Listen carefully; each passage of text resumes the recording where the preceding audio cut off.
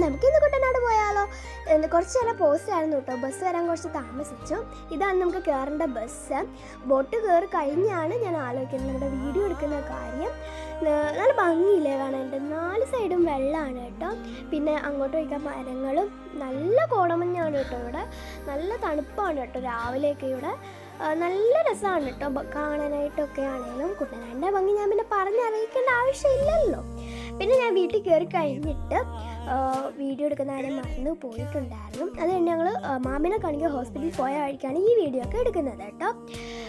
കുറേ ദൂരം നമുക്ക് നടക്കാനുണ്ടായിരുന്നു.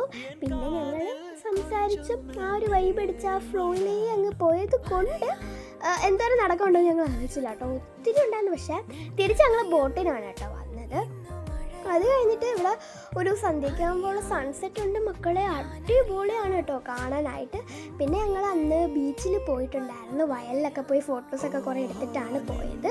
അപ്പോൾ അത്രയൊക്കെ ഉള്ളൂ ഇന്നത്തെ video. Tata bye, see U.